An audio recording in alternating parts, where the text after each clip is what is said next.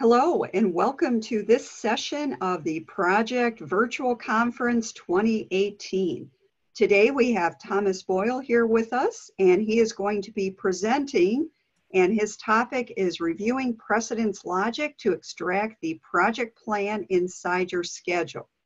Before we get started, I just want to let the attendees know that you can use the chat option at the bottom of your screen to chat and ask any questions. So without further ado, I'm going to hand it over to our speaker. Thank you, Cindy. I hope everybody can hear me. Once again, I'm Thomas Boyle. I guess by way of introduction, first thing I should do is activate the window. Say thank you to our sponsors. Obviously, none of this stuff would be set up without the sponsors who are listed on this page. Next thing is about me. I need to move this. Here we go. Yeah. I'm Thomas Boyle. I've got some letters after my name. I've spent 9 years doing engineering, another 9 years doing engineering and construction management of large projects. And this says 12 years. I think it's about 14 years I've been doing strictly project management consulting. All in all, about 23 to 25 years using project scheduling tools. About half of that was Primavera, and about half of it was Microsoft Project with a smattering of some other tools like some various linear scheduling, for the most part, tools. I've got experience with a lot of industries and project types. My first job out of school was building these guys. That's a submarine. Then I moved to the targets area and worked on surface ships. And then I came ashore and basically worked on anything with pipes, tanks, and controls. Projects tended to get bigger over time and bigger. And the last few years, I've mostly been working on container terminals. They tend to be big, and there's also not a whole lot of moving parts, but an awful lot of IT that's involved in these. That's the major project I've been working on through all that time. Okay, so the abstract for this session is complex sequencing logic can be difficult to review or inspect, especially when we have constraints or variable calendars or resource leveling. Our interest is not always the critical path, which seems to be the main focus of a lot of people who talk about logic and schedules. So we wrote an add-in for project to make it easier. Our add-in has pre-formatted reports for driving and driven paths for any tasks, and for longest path filters and looking at multiple float paths and other things that might make sense to you if you've worked in the Primavera world. One thing that we also do is a resource constrained critical path for a leveled schedule, which frankly, I don't think I've run into except in one other tool. And recent additions to our tool, we have a project logic checker and a task logic inspector. That last one is probably the one that I use the most. By the way, all the software that I'm talking about is non-commercial software. We've shared it with over 100 people already and are willing to share it for anybody who sees a need for it. Okay, our agenda for today is, I'll go through what our background, what our motivation was. I'll look a little bit at logic tracing and concepts in logic tracing, and then how we use the logic checker and logic inspector. I'll address a few limitations of our software and then some, if there's time, some real world examples. Okay, first, the history. Most of you, if you're Microsoft Project people from way back, then you know that Microsoft Project started back in the mid-'80s with a DOS version, shifted to a Windows version around 1990. And back then, the focus was on IT software development. There were a lot of multiple smaller projects competing for manpower, so resource management was actually a major strength of the software. It had low cost compared to its competitors, but that went along with limited functionality. And consequently, it was not really taken seriously in a lot of sectors outside of IT. Now, with Microsoft Project 2016. It's got a general purpose project focus, claims to be able to address all project sizes. It has a client-server architecture with master and sub-projects. And for the most part, it's generally compliant with any specification requirements for critical path method schedule, or in particular here, PDM is the precedence diagramming method variation of the critical path method, which is what virtually everybody uses now. Now we got improved functionality, and there's an extremely large user base for Microsoft Project. That's one reason why I'm talking to you today on this project virtual conference. Obviously, it's widely used in government and business, and we have growing use in construction where I work. The logic output remains difficult. It's manual and it's fairly click intensive. So still looking at the history, let's look at the logic input and output of a Microsoft project schedule. You know, if you insert these columns into a table, or I believe there might be a table that actually has these columns in it, you've got predecessors and successors fields, and those are read and write. You can also open the task information form, and you've got a dependency object form, which is also read-write within that task information form. Down at the bottom here, this is basically the forms that I use. You can set up your task details or task form at the bottom pane to show predecessors and successors as object forms, and they're also read-write down there, and that's probably the most efficient way to use them in Microsoft Project. We can click and drag between tasks in the bar chart, and that shows us, or it creates logical links between tasks. And finally, we have the task inspector, which is a little button you find on the main screen. Task inspector is read-only. It only shows you some information. I've highlighted here, there's a free Slack field, which is also read-only. And of course, total Slack is also read-only. So we've seen that with input, there's multiple options, but the output of logic from a schedule is fairly limited.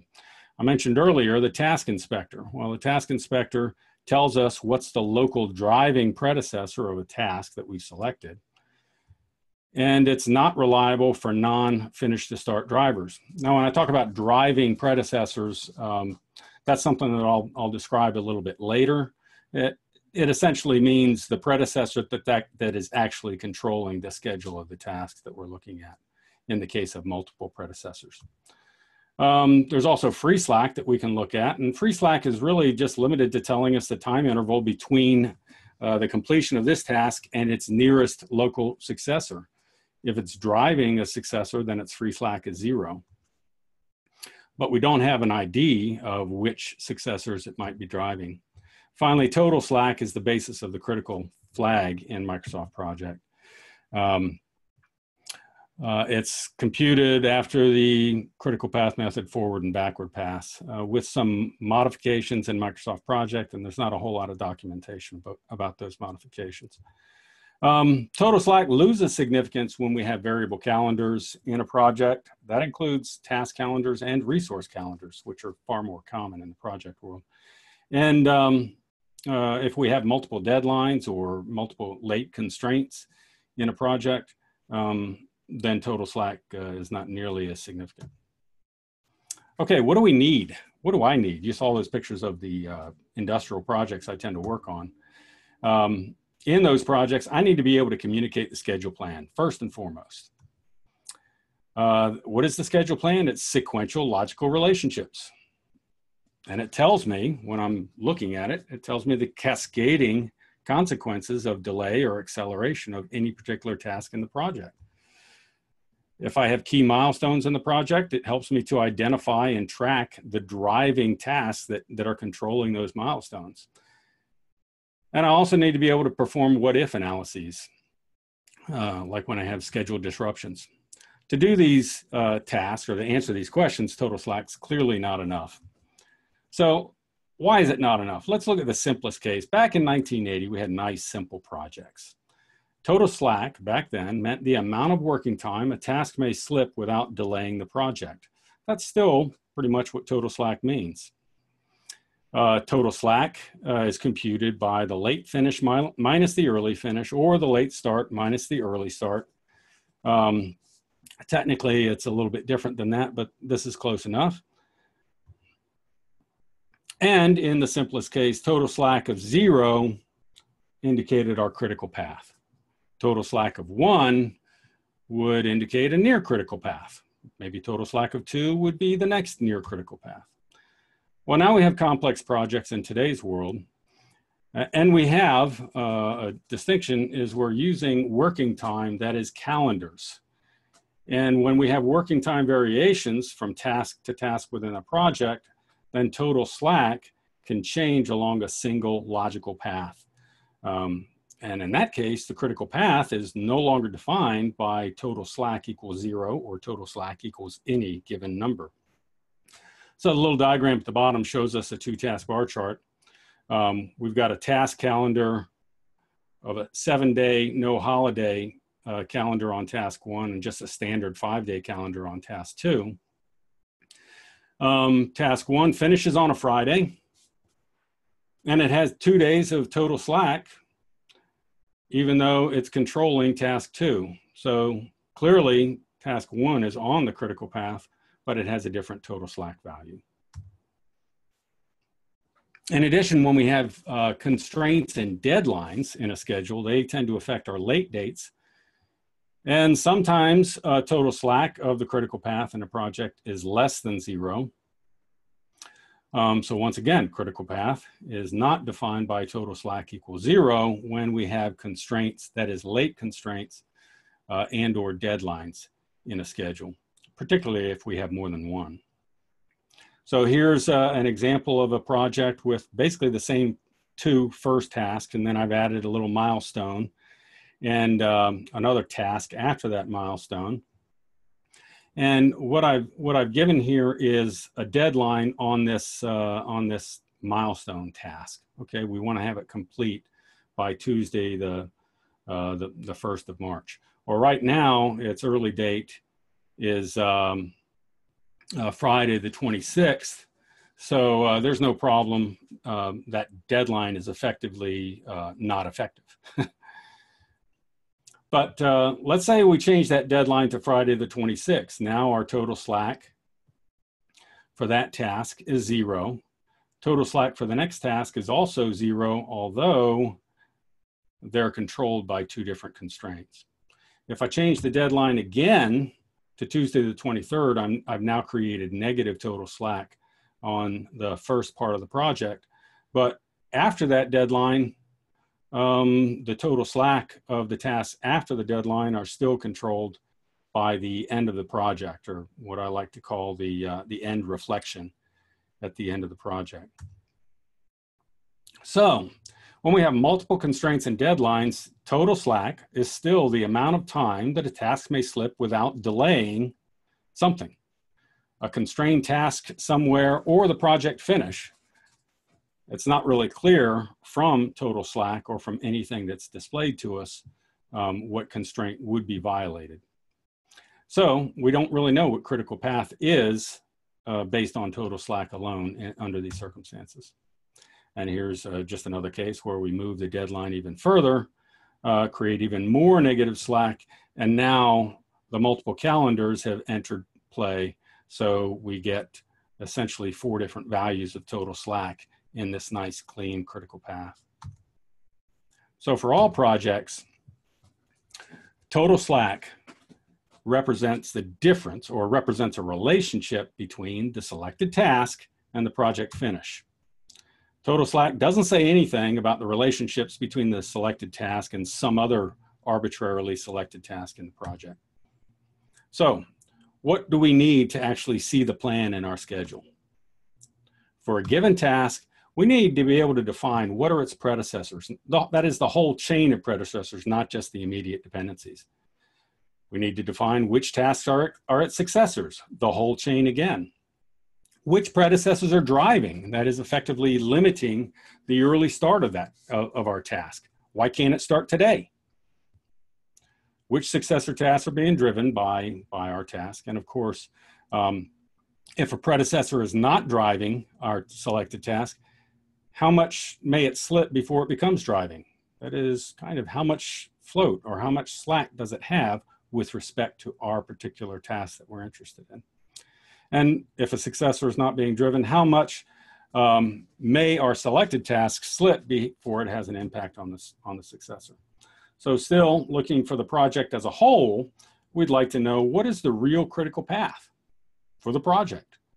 And how is this related to the critical flag that Microsoft Project assigns to every task?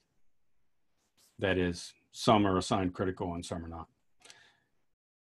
Is the critical flag related at all to the real critical path? What is the longest path through the schedule? That is, what is that group of logically connected activities that drive the overall completion date? And finally, if the last task in the schedule is not the task that we use to define the critical path, how do we define the critical path based on some other task in the project? We also need to be able to identify and differentiate parallel critical paths and near critical paths when they occur. So what tools do we have? Well, we could always just leave Microsoft Project and go use some other tool, but that's not something that ever really occurred to me. I want to work within Microsoft Project. Now, if you're using 2013 or 2016, then you do have the task path functionality available to you. I'm not going to spend a whole lot of time talking about it, but basically task path allows you to define some or answer some of these questions using colored graphics on the bar chart. There's an add-in called Paths Pro from Project Pro Corporation. That's a fellow named Eric Idlewall. And it's really capable. I didn't know about it when I developed the software that I'm talking about here. Maybe if I'd known about it, I would not have started this whole thing. There's an add-in called Driving Path Widget. And then the one I'm talking about here is BPC Logic Filter. And yeah, that's one that I started developing a few years back. What's not on this list is another add-in called OpDec, OPDEC, which as far as I can tell is accepted in the defense industry. Okay, why did I start making this add-in? I had clients who were asking me to justify the schedule logic to the people in their departments. They couldn't understand why they had to do work when the schedule said they needed to do work. So I needed to find some way to show them, well, if you don't get this done, then your friend Joe over here is not going to be able to do his work, and Sally over there is not going to be able to do her work when the time comes. So your delay is going to delay everybody else. I started out looking at macros, and of course, Rod Gill has the only book on VBA programming in Microsoft Project. So that's a good start. The tool that I use now, though, is converted over to a full add-in. It's not a macro. So basic features of the tool that we're talking about here. It's at its heart, it's simply a logic tracer. That is, if I have an arbitrary task in a simple project, and this is a project you'll see several times, it's basically a start milestone, a finish milestone, and two paths between the milestones. Each of those paths has a little side branch, what I'd call a little returning side branch. It branches off and then it comes right back in. So for an arbitrary task in our schedule network, I wanted to be able to define what are its predecessors and successors. Okay, so that's pretty much the simplest thing a logic tracer can do. So this is the kind of output that I would get. This is kind of an old one. I don't use this look too much. You can apply counters or limits so that, for example, let's say we only want to look at tasks that are within one logical step of our selected task. Another way to look at it is just logically, I just want to look at the local logic neighborhood. And of course, I can do that just by limiting the trace to within one logical step. Driving only. I mentioned earlier I was going to talk about it later. Well, this is it. What is a driving relationship? A driving relationship is essentially defined by relationship float computed a certain way. And relationship float can exist between a predecessor and a successor. In this example, I have one milestone here at the end that has 5 successors. One, or let's call them A, B, C, D, and E are all predecessors of this single milestone. So for that milestone, each of these predecessor relationships actually has relationship float. Each relationship has slack. And we define it, or we compute it in the add-in, and basically here it is where task A had 4 days of relative float, task B, 3 days, 2 days, 1 day, and 0 days. So the driving activity for the milestone is E, which has 0 days of relative float.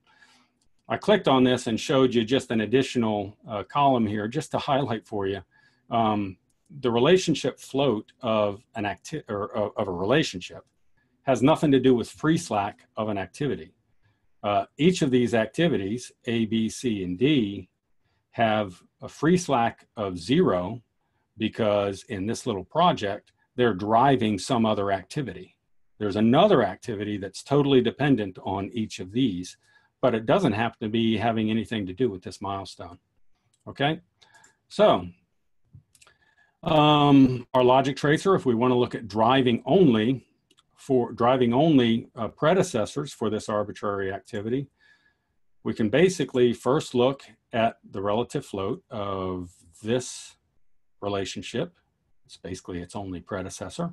And then look at the relative float of that predecessor's predecessor, 0, and the relative float of that predecessor's predecessor. All are 0, which tells us that that is the driving path to this selected task. If we look at the successors, its only successor relationship actually had a relationship or relative float of 7 days. So there are no driven successors. So if I say I just want driving relationships related to task 21, this is the output that I can get. Some advanced features in our tool. Path relative float, I kind of just described it there. How relative float is aggregated over a path to find the driving path to any given task.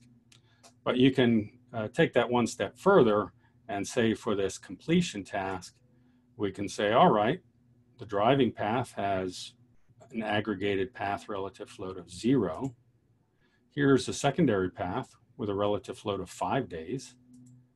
Another path has relative float of 7 days. And finally, this path has relative float of 12 days. How is that 12 days? 5 plus 7. So this is the kind of output we get from the tool where we basically just group by path relative float. So that would be the driving path or the critical path for the project, and then near critical and some off critical. As you can see in this case, these are exactly in line with total slack. So we also have a longest path filter. What's a longest path filter? Anybody who's used the Primavera tool is familiar with it because it's a fairly important part of scheduling in Primavera.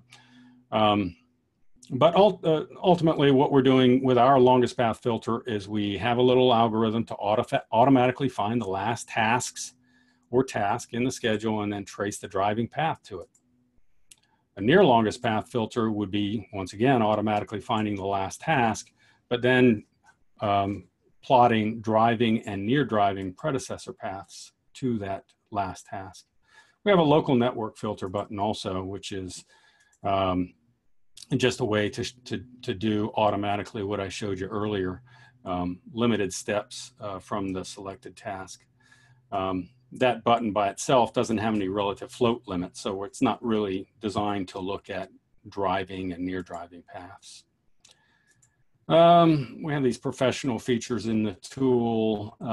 Not that it makes any difference, because everybody who's licensed to use the tool right now has a full professional license. We had this crazy idea that we would actually make it commercial a few years back, and have different levels of licensing.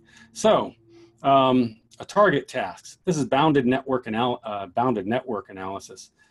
In this case, let's say I've got this completion task here in an arbitrary schedule, and I want to find all the connections and only the connections between that selected task and this arbitrary task in the network. So I want to be able to find that driving path between the two, if there is one, the near driving paths, and I want to ignore everything else. I don't want these other activities to be polluting my filtered view, or distracting from my filtered view. So this is the kind of result we can get.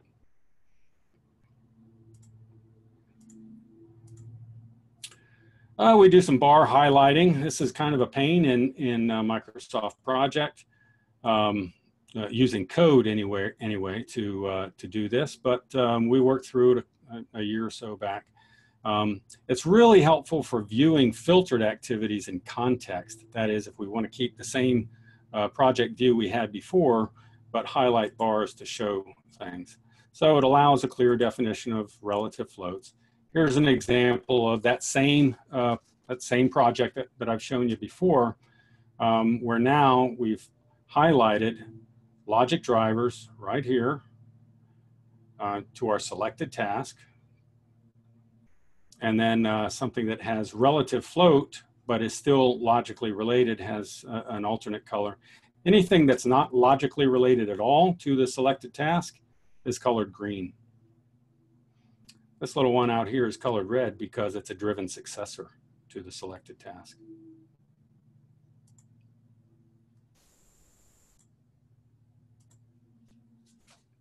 So professional features continued. Resource leveling. I don't know how many of you have ever done resource leveling, but it's really powerful. It really helps to eliminate a lot of problems that we would have when we basically overschedule work that we shouldn't be overscheduling. That is, we impose logical constraints between activities based purely on assumed or presumed resource movements that turn out to be false, or constraints that turn out to be false. It's fairly common in construction projects, and it causes us issues. Anyway, resource leveling. Here we have a simple little task, a separate project that I made of 5 tasks and a completion milestone, sharing some resources and getting the little red man. Okay, so we have these 3 tasks with overloaded resources. They also have positive slack because the critical path through the schedule before it's leveled is defined by these tasks down here. So let's just run leveling. I'm not going to go into leveling here. But what we end up with is project imposes a leveling delay on some of the activities or some of the tasks and delays them so that the little red man goes away and we've actually delayed the completion of the project, but we have no over allocated resources.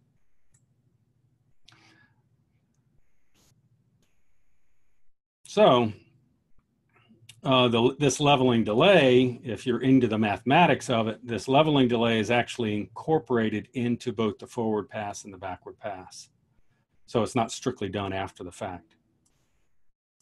And because it's included in the forward pass and the backward pass, we don't have an issue with something called phantom float in logically connected activities. Problem here, though, is that the total slack increased for tasks that we actually know are logical drivers in this schedule. So our resource-constrained driving path, or a resource-constrained critical path for the project, is hidden. So in our tool, in BPC Logic Filter, you can click on the logic tracer. You can choose to check resource leveling drivers and run. And what the tool does is it basically looks closely at the resource assignments and infers some driving relationships that it sees, and computes a, let's call it a resource leveled driving path to project completion. Here's another example of a project. Oh, wow. Got the yard guys coming. Here's another project that has not been leveled. This is, I believe, a small water treatment plant. I apologize for you who, those of you who maybe don't like construction, but it was quick to hand. So what we can do is we can run the leveler on it, and the leveler gives us this nice leveled project schedule with total slack shown here. I'm going to back up and just emphasize here that the very first tasks in the project, right here, the very first task has 60 days of total slack. And we know, if we know anything about scheduling, we know that this is actually in a leveled schedule. That's on the critical path, but it's not shown as being on the critical path in this version. I should emphasize this is a Microsoft Project 2010 leveler, which is uses slightly different rules than the later versions.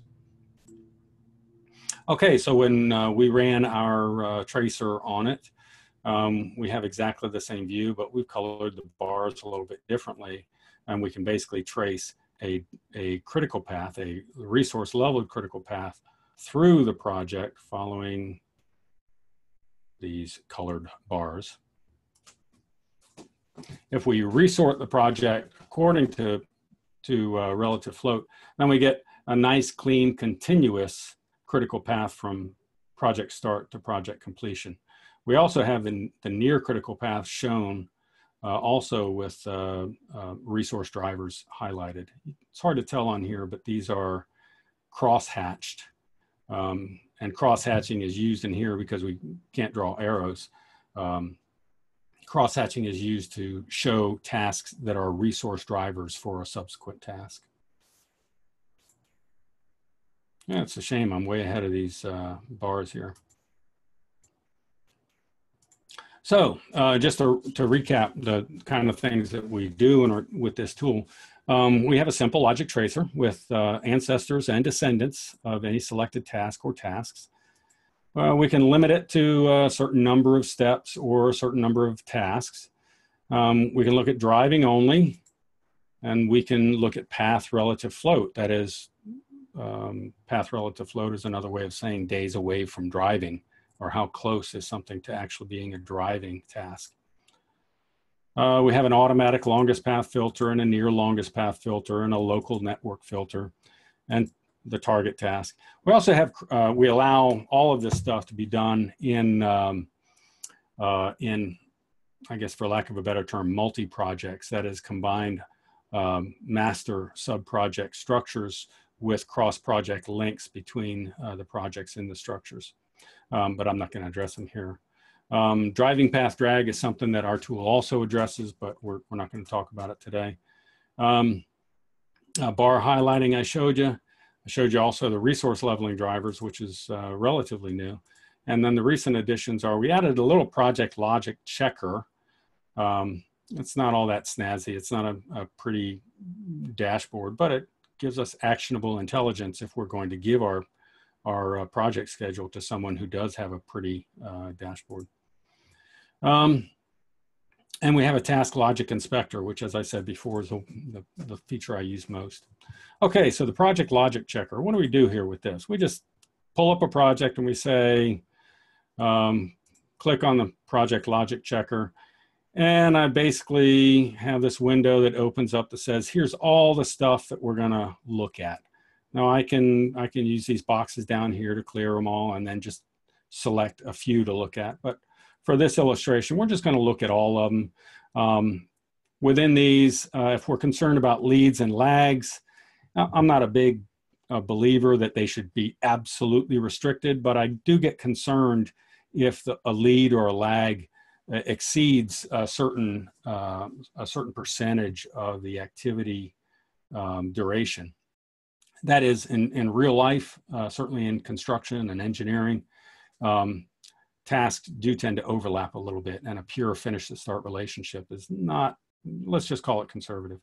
You can also look at merge points in the schedule. That is, in this case, if a task has 5 or more predecessors, then we're going to flag it. And high slack and long durations. I think DCMA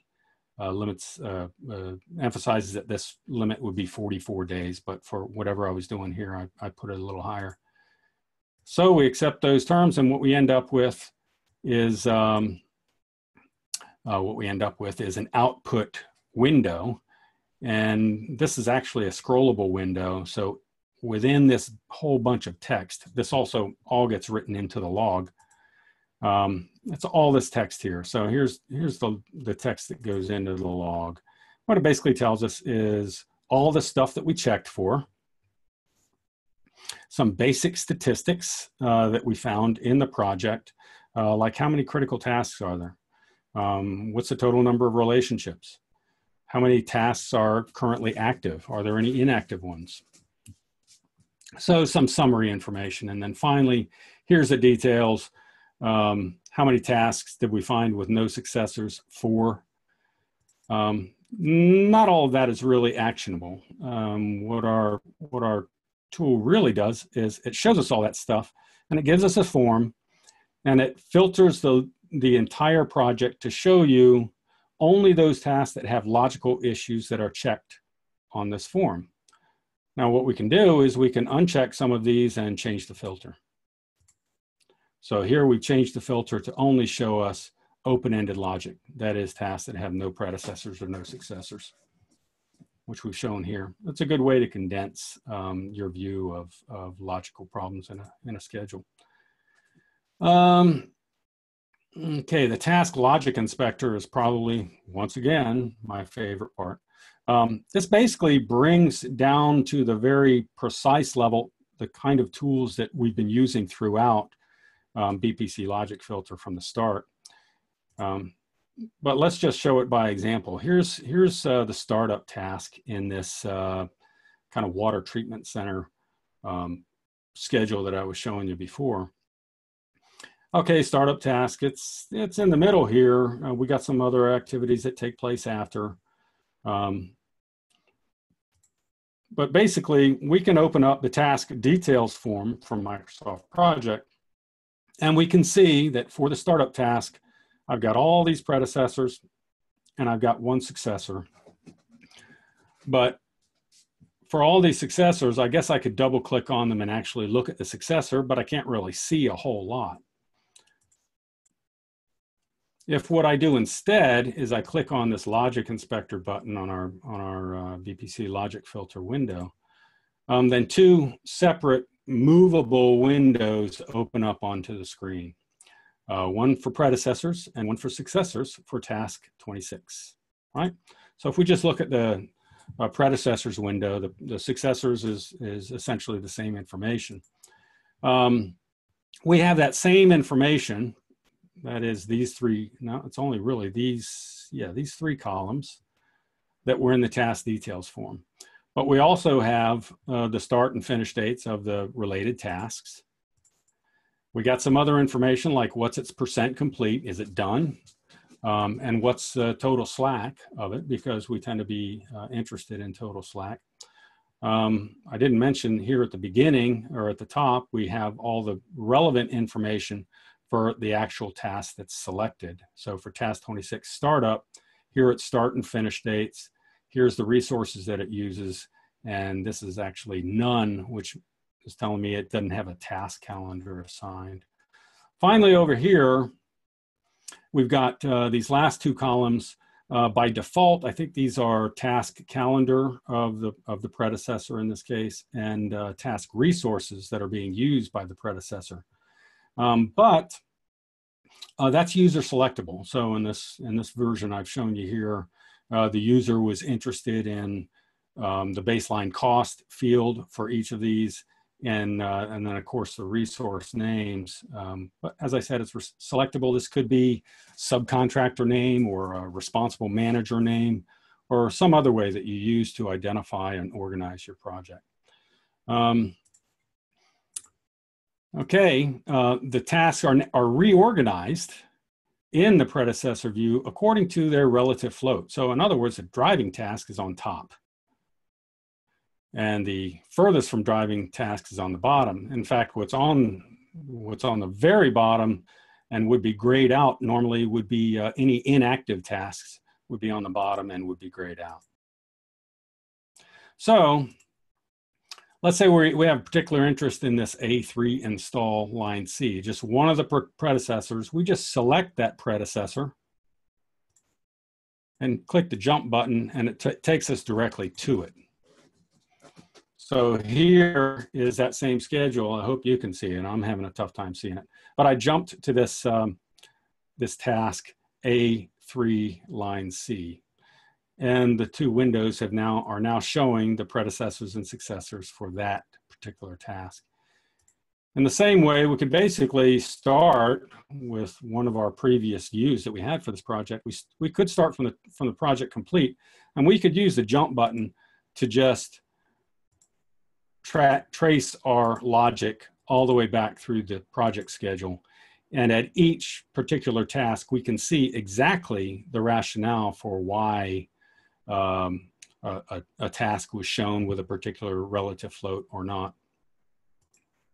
So in this case, we're going all the way back to the beginning of the project, probably notice to proceed, which has no predecessors. We can't go any further.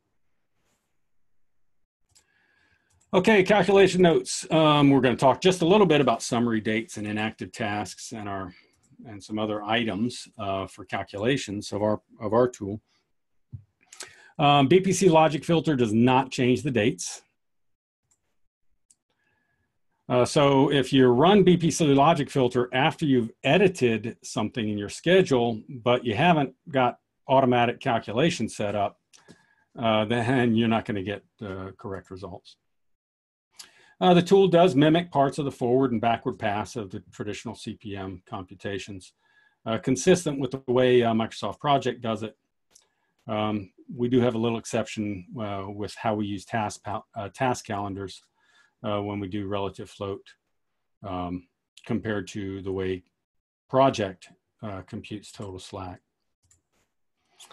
Our program does account for sequential logic through summary tasks. You know, we're not supposed to have logic on summary tasks for a lot of very good reasons. The tool ignores anything having to do with this parent-child inheritance logic. I mean, that's the fundamental problem that we have.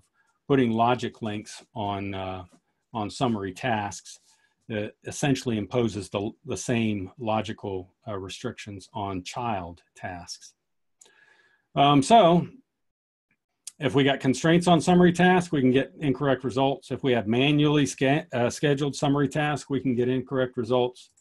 Actual start entries on summary tasks, and obviously any predecessor or successor logic on summary tasks. Now, as an exception, really, if every one of these instances is basically a summary task with some logic or constraint, and absolutely none of its child tasks have any logic whatsoever, then the results would be fine. But this is pretty rare. So inactive tasks. In Microsoft Project 2010, our program ignores all inactive tasks. This is consistent with 2010 behavior, and any inactive tasks are removed from the logic. But with 2013 and 2016 versions of Microsoft Project, that's not the behavior. That's not the way Microsoft Project schedules. Project actually, well, our program continues to ignore all inactive tasks, but Microsoft Project 2013 and 2016 doesn't. It actually imposes this finish to start relationship at runtime. And basically our project or our program does not account for that. When we're forced to account for it, then we'll make an upgrade and make sure it's included. Manual scheduling, basically the program ignores the manual task mode, and it assumes all tasks are automatically scheduled. If we get some logical conflicts due to these manual tasks, then we just ignore them. Here's an example where we had a simple 5-task schedule. Well, there's probably more tasks than that. 1, 2, 3, 4, 5, where a manual task was inserted out of sequence between these two, but in a logical sequence. Well, our program simply ignored it. What Microsoft Project does is Project basically treats this manual task as a fully constrained activity. And so on the backward pass, it imposes a whole lot of negative slack on these activities. It might be true, it might not be true. I'm not a believer in manually scheduled tasks, so I don't normally run into that problem. Okay, in resource leveling, obviously, as I showed you, our program allows resource leveling, regardless of whether you're going to check to examine the resource leveling delays. And our program basically allows for it either way. If you've got a leveled schedule and you're not looking at resource leveling, then BPC logic filter is going to show you pretty much exactly the same results that total slack is going to show you, provided you don't have complications that kind of mess up total slack. When we look at resource leveling drivers, we're really just looking at timing adjacency. We're not looking closely at the leveling heuristics, the rules that Microsoft Project uses. The limited case is if you have a large resource pool that's distributed among many competing tasks and they all have an equal demand on this very large resource pool, then leveling that schedule is going to give you a whole bunch of numerous parallel paths.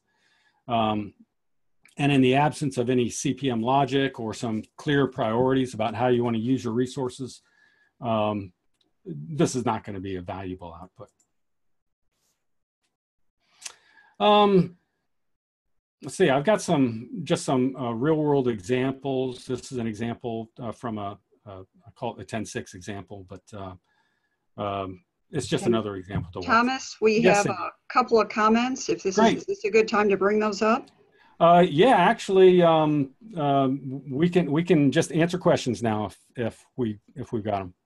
One was to clarify, you had referenced the DCMA. What can you clarify what that was about?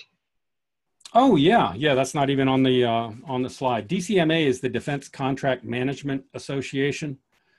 The short for that is DCMA. DCMA had promulgated about, let's say 10 years ago, at least a list of 14 points for assessing the quality of a schedule, and it attached some trigger values to those points. And so I think in what context did I mention DCMA? I think it was a standard that probably people just didn't know what that abbreviation meant. Okay, yeah, so, DCMA, Defense Contract Management Association. It's the one standard out there. I'm familiar with an awful lot of standards, but it's the one standard that probably irritates me the most because it's been grabbed onto by a lot of these logic checkers, project logic checkers and quality schedule health assessments, because it's the only one that actually has trigger values that lend themselves to nice, pretty red, yellow, green status dashboards.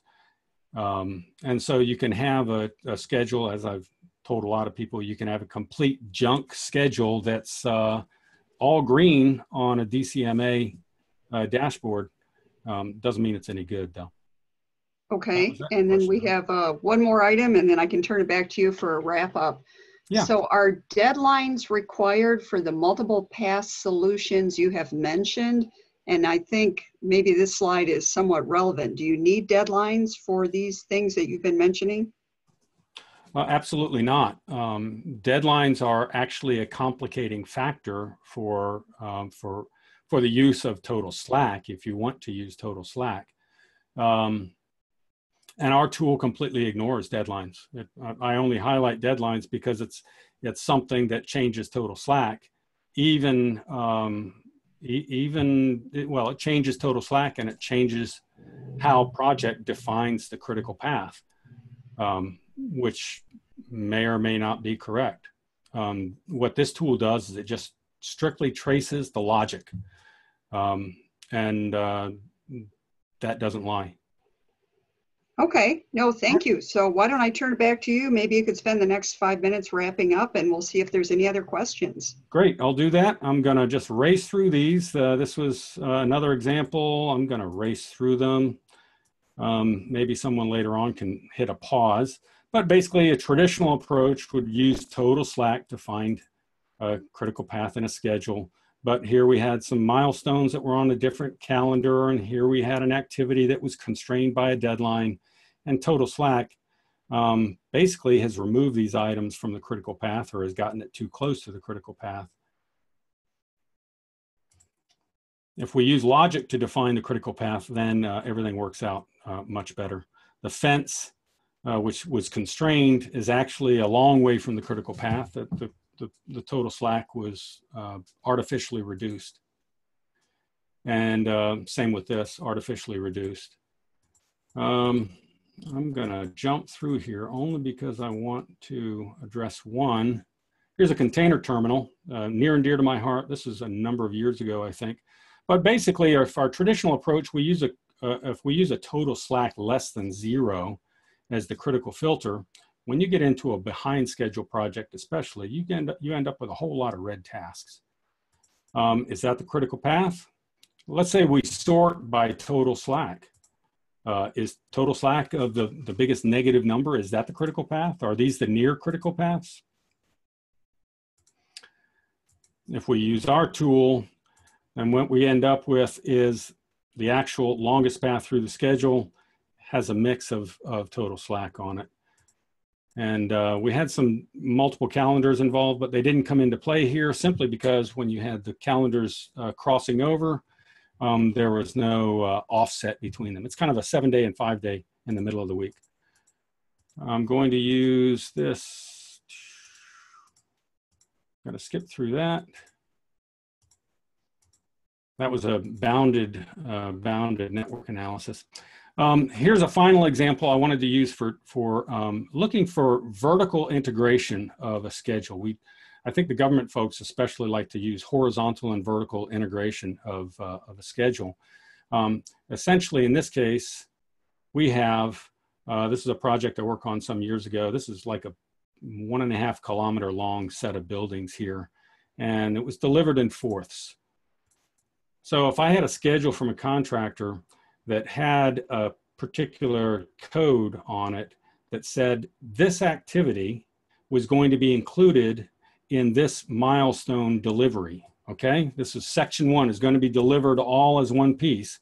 Well, what I want to do is I want to run a task filter or a task tracer on that activity to find all of its predecessors in the schedule. Okay, I got to make sure that I'm saving the data. And then I can insert this column in my ultimate view and show you that of all these activities that were coded, all these tasks are supposed to be, or supposedly, included in the scope of work that's being delivered as part of this schedule, or as part of this section 1 turnover certificate, but they're not logically connected. So we have a bust in terms of our vertical integration of the schedule. Finally, I wrote this a long time ago. I didn't write this thing to overcome all the shortcomings of Microsoft Project. I just wanted to extract and present the logic-related information that's already there, but that you can't see otherwise. In this case, as in most, it tells a more complete story than total slack alone. Now I'm open for questions.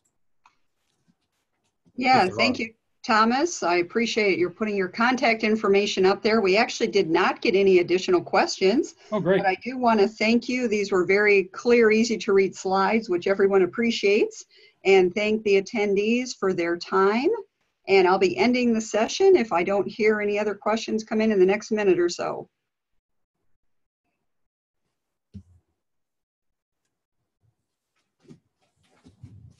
And it looks like we're good to close. So I wish everyone a great rest of the conference. Don't forget to complete your evaluation forms for each of these speakers that worked so hard to put this conference together. And have a great rest of your day. Thanks again, Thomas. Thank you, Cindy. Thanks, everyone. Bye.